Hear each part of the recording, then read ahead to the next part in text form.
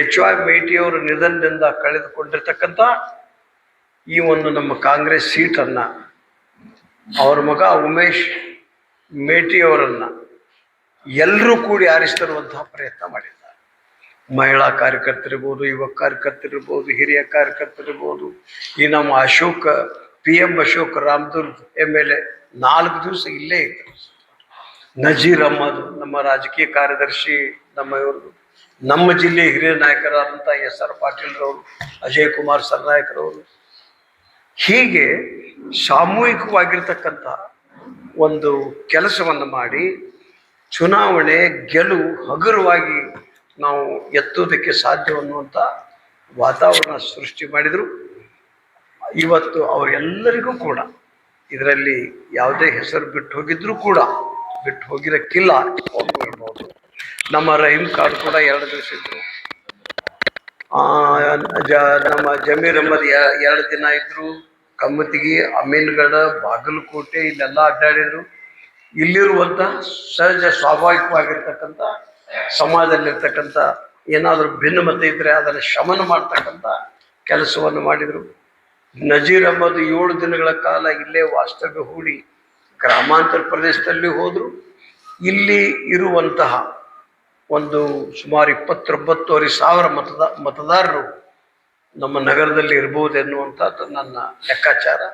HK ಪಾಟೀಲ್ರು, Lad ಅವರು, ಜಮೀರ್ ಅಹ್ಮದ್ ಅವರು, MB ಪಾಟೀಲ್ರವರು, Shivanand ಪಾಟೀಲ್ರವರು, ನಮ್ಮ BK ಹರಿಪ್ರಸಾದ್ರವರು, ಚಂದ್ರಶೇಖರ್ ಮೆಂಬರ್ ಆಫ್ ಪಾರ್ಲಿಮೆಂಟ್ ಮತ್ತು ವರ್ಕಿಂಗ್ ಪ್ರೆಸಿಡೆಂಟ್, 12 ದಿನಗಳ ಕಾಲ ನಮ್ಮ ವಸಂತಕುಮಾರ್ MLC ಕಾರ್ಯಾಧ್ಯಕ್ಷ KPCC, ಈ ಚುನಾವಣೆಯ ಉಸ್ತುವಾರಿ ಉಪಾಧ್ಯಕ್ಷ ಪ್ರಭಾಕರ ಗೌಡ ಅವರು, ಆಮೇಲೆ ಬಸವರಾಜ್ ರಾಯರೆಡ್ಡಿ ಅವರು,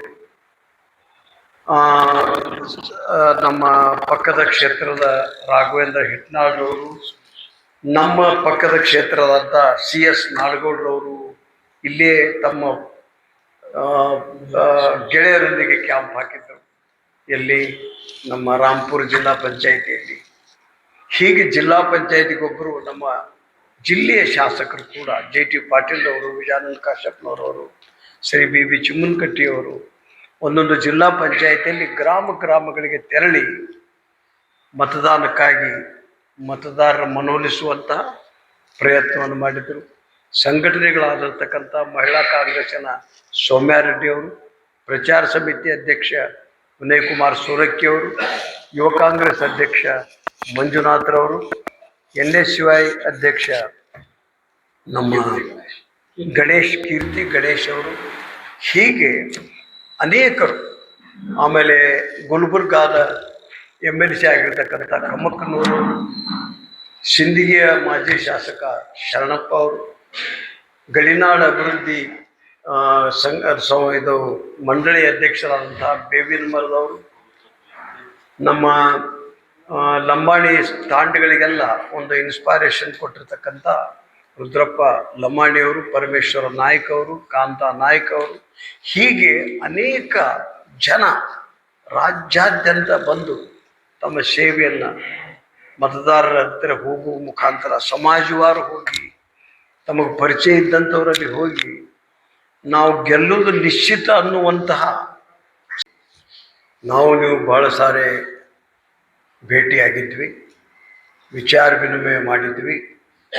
ಬೇರೆ ಬೇರೆ ನಾಯಕರು ಬಂದಾಗಲೂ ಕೂಡ ಭೇಟಿ ಸರಣಿ ಆ ಸಂದರ್ಭದಲ್ಲಿ ಇತ್ತು. ಈಗ ಚುನಾವಣೆ ಮುಗಿದಿದೆ. ಮತದಾರರ ಅಭಿಪ್ರಾಯ, ಅವರ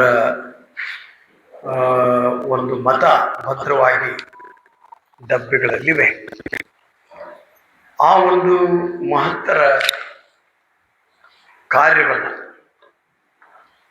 ಬಹಳ ನಿಷ್ಠೆಯಿಂದ ಶ್ರದ್ಧೆಯಿಂದ ನಮ್ಮ ಪಕ್ಷದ ನಾಯಕರು, ವಿಶೇಷವಾಗಿ ಪಕ್ಷದ ಎಲ್ಲ ಹಂತದ ಕಾರ್ಯಕರ್ತರು ಗೆಲುವಿನತ್ತ ಹೋಗುವುದಕ್ಕೆ ಅಹಿರ್ನಿಶಿ ಪ್ರಯತ್ನವನ್ನು ಮಾಡಿರ್ತಕ್ಕಂಥ ಕಾರಣದಿಂದ ಜಿಲ್ಲಾ ಕಾಂಗ್ರೆಸ್ ಅಧ್ಯಕ್ಷನಾಗಿ ನಾನು ನನ್ನ ಗೆಳೆಯರೊಂದಿಗೆ ಮೊದಲನೇದಾಗಿ ಮುಖ್ಯಮಂತ್ರಿ ಶ್ರೀಮಾನ್ ಸಿದ್ದರಾಮಯ್ಯನವರಿಗೆ, ಎರಡನೇದಾಗಿ KPCC ಅಧ್ಯಕ್ಷ ಶ್ರೀಮಾನ್ DK ಶಿವಕುಮಾರ್ ಅವರಿಗೆ, ಸಂಪುಟದ ಸದಸ್ಯರಾಗಿ 4-6 ದಿನಗಳ ಕಾಲ ಇಲ್ಲೇ ವಾಸ್ತವ್ಯ ಹೂಡಿದಂಥ ಅನೇಕ ಹಿರಿಯ ಸಚಿವರಿಗೆ ಕೃತಜ್ಞತೆ ಸಲ್ಲಿಸುವುದರಲ್ಲಿ ಜಿಲ್ಲಾ ಉಸ್ತುವಾರಿ ಸಚಿವರಾದ ಶ್ರೀಮಾನ್ RB ತಿಮ್ಮಾಪುರ ಅವರಿಗೆ, ನಮ್ಮ ಪಕ್ಕದ ಜಿಲ್ಲೆಯ ಕ್ಷೇತ್ರದ ಲೋಕೋಪಯೋಗಿ ಸಚಿವರು ಕಳೆದ 2 ತಿಂಗಳಿಂದ ಚುನಾವಣೆಯ ಒಂದು ಆಗುಹೋಗುಗಳೇನು, ಜನರ ಅಭಿಪ್ರಾಯವೇನು, ನಾವು ಕೊಟ್ಟಂಥ ಕಾರ್ಯಕ್ರಮಗಳ ಪರಿಣಾಮ ಏನು ಅಂತಕ್ಕಂಥದ್ದನ್ನು ಅವರದೇ ಆದಂಥ ಒಂದು ಶಿಸ್ತಿನ ತಂಡದಿಂದ ಪರ್ಯಾಯ ಲೋಕನವನ್ನು ಕೂಡ ಅವ್ರು ಮಾಡಿಸಿದ್ರು. ದುಡಿತ ಇವತ್ತು ಗೆಲುವಿಗೆ ಕಾರಣವಾಗ್ತದೆ ಅಂತಕ್ಕಂಥದ್ದು. ಒಂದೊಂದು ಜಿಲ್ಲಾ ಪಂಚಾಯತಿಗೆ ಒಬ್ಬೊಬ್ಬರು MLAಗಳ ಕೆಲಸ ಮಾಡಿದ್ದು ನೋಡಿದ್ರೆ ನನಗೆ ಆಶ್ಚರ್ಯ ಆಗ್ತದೆ. ಚಿಮ್ಮನಕಟ್ಟೆಯವರು, ವಿಜಯಾನಂದ ಕಾಶ್ಯಪ್ನವರು ಐಹೊಳೆ ಜಿಲ್ಲಾ ಪಂಚಾಯತ್, CS ನಾಡಗೌಡವರು ರಾಂಪುರ ಜಿಲ್ಲಾ ಪಂಚಾಯತ್, JT ಪಾಟೀಲ್ರವರು ಬೇವೂರು ಜಿಲ್ಲಾ ಪಂಚಾಯತ್, ಅವ್ರ ಸಂಬಂಧಿಕರನ್ನು ಕರ್ಕೊಂಡ್ಬಂದು ದಿನಾಲೂ 40 ಜನ 50 ಜನ ಒಂದೊಂದು ಜಿಲ್ಲಾ ಪಂಚಾಯತಿಗೆ ಅವ್ರದೇ ಆದಂಥ ಜನ ಬಂದು ಕೆಲಸ ಮಾಡ್ತಾಯಿದ್ರು. ಅವರನ್ನೇ ನೋಡ್ಕೊತಿದ್ರು. ನಾವು ಚಾ ಸಹಿತ ಕುಡಿಸಿಲ್ಲ.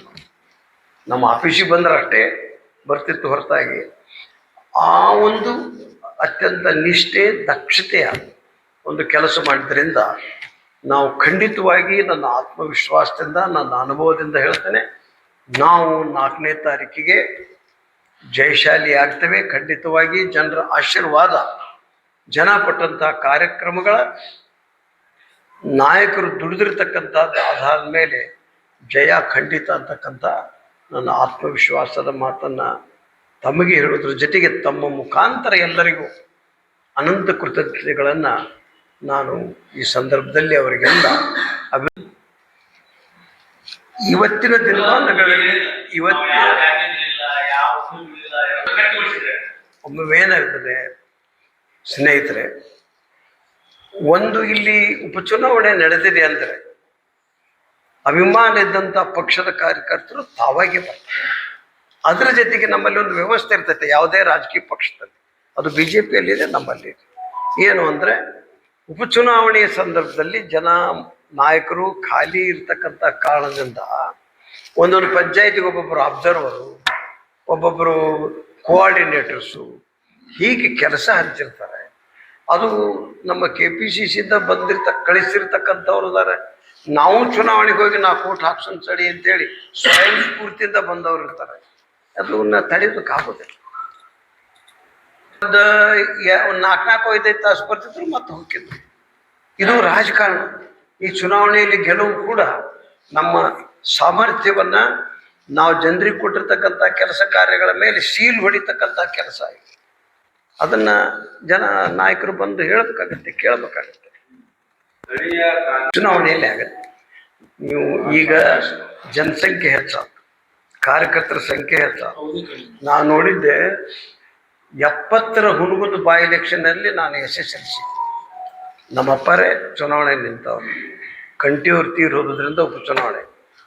ಎಲ್ಲಿ ನೋಡ್ತೀವಿ ಅಲ್ಲಿ ಜನ, ಎಲ್ಲಿ ನೋಡ್ತೀವಿ ಅಲ್ಲಿ ಮಂತ್ರಿಗಳು, ಎಲ್ಲಿ ನೋಡ್ತೀರಿ ಅಲ್ಲಿ ಶಾಸಕರು. ಅವಾಗಲಿಂದ ಐತಿದ್ರು. ನಾ ಹೇಳೋದು 70ರು. ನಮ್ಮ ಅಪ್ಪರು ಒಂದು ಮಾತು ಹೇಳಿದ ನೆನಪೈತೆ, ತಮ್ಮೆದುರಿಗೆ ಹೇಳ್ತಾನೆ. ಅವನು ಆಗಿನ ಕಾಲದ MLA. ಕಾಂಗ್ರೆಸ್ನವ್ರು ನೀವು ಇಲ್ಕಲ್ಲಾಗ ಅಡ್ಡಾಡುವಾಗ, ಹುನಗುಂದಾಗ ಅಡ್ಡಾಡುವಾಗ ಯಾರಿಗಾರ ತಡುಮ್ ಆದ್ರೆ ಚಂದಕ್ಕೆ ಹೋಗು, ಹುಚ್ಚಿ ಪಚ್ಚಿ ಅಂತ ಮಾತಾಡಬೇಡ್ರಿ. ಅವೊಬ್ಬ MLA ಇರ್ತಾನೆ, ಮಂತ್ರಿಯರು ಇರ್ತಾನೆ. ಅದಕ್ಕೆ ಯಾರು ನಿಮ್ಗೆ ಆದ್ರಂದ್ರೆ ಸೌರ್ಯಾಗ ಹೋಗಪ್ಪ ಅಂತ ಇಷ್ಟ ಅನ್ರಿ, ಬೇದಾಡಕ್ಕೆ ಹೋಗ್ಬೇಡ್ರಿ. ಯಾಕಂದ್ರೆ ಅವರೆಲ್ಲರೂ ಇಲ್ಲೇ ಹುನಗುಂದಾಗ ಅದಾರ ಅಂತ ಆಗ ಬಾಟ್ನಾಗ ಕೇಳಿದ್ನ. ಇಲ್ಲಿಯೂ ಹಾಗೆ ಆಗಿತ್ತು. ಸ್ವಾಭಾವಿಕ ಇದು ನಡೆದು ಬಂದಿರತಕ್ಕಂಥ. ಯಪ್ಪಾಗಿ ನಮ್ಮ ಮಾಧ್ಯಮದ ಗೆಳೆಯರು, ದೃಶ್ಯ ಮಾಧ್ಯಮದಿರ್ಬೋದು, ಪ್ರಿಂಟ್ ಮಾಧ್ಯಮದಲ್ಲಿರ್ಬೋದು, ನಾವು ಯಾರು ಬಂದಾಗೂ ಪ್ರೆಸ್ನವ್ರನ್ನ ತಾವು ಬರಬೇಕು ಅಂದಾಗ ಎಲ್ಲರೂ ಬಂದಿದ್ದೀರಿ. ಆಫೀಸಿನಲ್ಲಿ ಬಂದಿರಿ. ಇಲ್ಲಿನೂ ಒಮ್ಮೊಮ್ಮೆ ಇಲ್ಲೂ ಬಹುಶಃ ಲಾಡವ್ರ ಪತ್ರಿಕಾಗೋಷ್ಠಿ ಇಲ್ಲೇ ಆಗಿತ್ತು. HK ಪಾಟೀಲ್ರವ್ರದ್ದು, ರಾಮಲಿಂಗಾರೆಡ್ಡಿ ಅವ್ರದ್ದು, ಅಲ್ಲಿ ನಮ್ಮ ಕೋನ್ ರೆಡ್ಡಿ ಅವ್ರದ್ದು, ಮಲ್ಲಮ್ಮನ ಕಲ್ಯಾಣ ಮಂಟಪದಲ್ಲಿ ಆಗಿತ್ತು. ಹೀಗೆ ಎಲ್ಲರೂ ತಮ್ಮ ಕರೆದಾಗಲೆಲ್ಲ ತಾವು ಬಹಳ ಸಹಕಾರ ಮಾಡಿದ್ರಿ. ಅವರು ಯಥಾವತ್ತಕ್ಕಾಗಿ ಬಂದಿರತಕ್ಕಂಥ ಸುದ್ದಿಗಳನ್ನು ಜನರ ಮುಂದೆ ಇಟ್ರಿ. ಈ ಸಂದರ್ಭದಲ್ಲಿ ತಮಗೂ ಕೂಡ ಕೃತಜ್ಞತೆ ಸಲ್ಲಿಸುವುದು ನನ್ನ ಕರ್ತವ್ಯ.